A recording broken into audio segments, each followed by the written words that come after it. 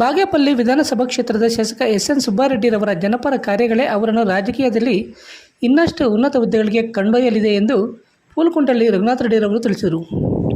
ಶಾಸಕ ಎಸ್.ಎನ್. ಸುಬ್ಬಾರೆಡ್ಡಿ ಜನ್ಮದಿನದ ಪ್ರಯುಕ್ತ ಶಿಡ್ಲಘಟ್ಟ ಸರ್ಕಾರಿ ಆಸ್ಪತ್ರೆ ಹಾಗೂ ಆಶಾಕಿರಣ ಅಂಧ ಮಕ್ಕಳ ವಸತಿ ಶಾಲೆಯಲ್ಲಿ ಹಣ್ಣು ಹಂಪಲು ವಿತರಿಸಿ ಮಾತನಾಡಿದ ಅವರು, ಸುಬ್ಬಾರೆಡ್ಡಿರವರು ಬಾಗೇಪಲ್ಲಿ ವಿಧಾನಸಭಾ ಕ್ಷೇತ್ರದಲ್ಲಿ ದಶಕಗಳಿಂದ ದೀನದಲಿತರಿಗೆ, ಹಿಂದುಳಿದ ವರ್ಗ, ಅಲ್ಪಸಂಖ್ಯಾತರಿಗೆ ಕಳೆದ 25 ವರ್ಷಗಳಿಂದ ಸಮಾಜ ಸೇವೆ ಮಾಡುತ್ತಿದ್ದಾರೆ ಎಂದರು.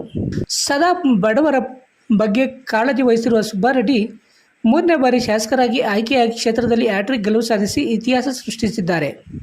ಸುಬ್ಬಾರೆಡ್ಡಿರವರ ಮೇಲೆ ಜನರು ಇಟ್ಟಿರುವ ನಂಬಿಕೆ ಅವರ ಗೆಲುವಿಗೆ ಕಾರಣ.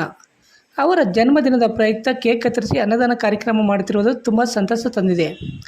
ಬಾಗೇಪಲ್ಲಿ ಕ್ಷೇತ್ರದಲ್ಲಿ ಸುಬ್ಬಾರೆಡ್ಡಿರವರು ಬಡ ಜನರಿಗೆ ವಿದ್ಯಾಭ್ಯಾಸ, ಆರೋಗ್ಯ, ಸಾಮೂಹಿಕ ವಿವಾಹ, ರಕ್ತದಾನ ಹಮ್ಮಿಕೊಳ್ಳುವ ಕಾರ್ಯಕ್ರಮಗಳ ಮೂಲಕ ನಿರಂತರವಾಗಿ ಜನರ ಸೇವೆ ಮಾಡುತ್ತಿದ್ದಾರೆ.